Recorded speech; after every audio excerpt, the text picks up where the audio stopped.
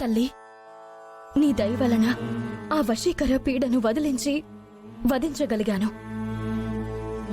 నీ కృప వలనే అక్షయ కోట నుంచి ముక్కుపడకను బయటికి తీసుకుని రాగలిగింది.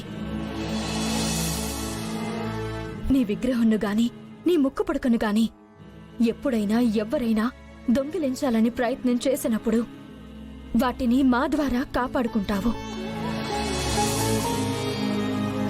ఆ బాధ్యతను మాకప్పగించి మమ్మల్ని ముందు నిలబెట్టి నువ్వు వెనుకుండి నడిపిస్తావు. అమ్మ మాటను కాదనకుండా అక్షయ ధైర్య సాహసాలను ప్రదర్శించింది.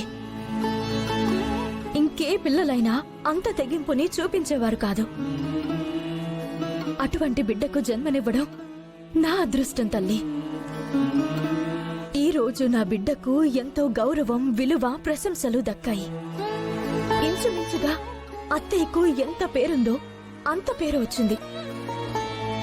అత్తయ్య వంటి జాతకం గల అక్షయకు అటువంటి కీర్తి వస్తుందని ఇదివరకు అనుకున్నదే. అయినప్పటికీ అదిప్పుడు కళ్ల ముందు జరిగింది. నా బిడ్డకు ఈరోజు మంచి స్థానం దక్కినందుకు చాలా సంతోషంగా ఉంది. తనకెటువంటి చెడు దృష్టి తగలకూడదు. తను నిండు నూరేళ్లు ఆయురారోగ్యాలతో ఉండాలి. నా బిడ్డని దీవించు తల్లి.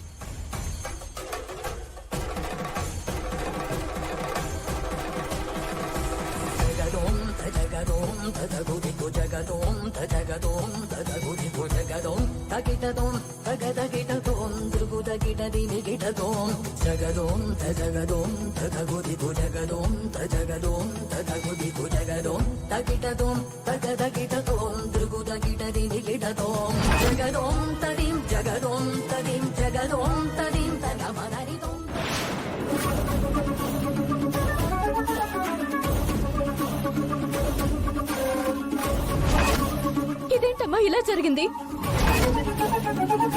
ఇదేమైనా చెడుకి సంకేతమా, అపశకనమా? నా బిడ్డకు ఏదైనా ఆపద రాబోతుందా?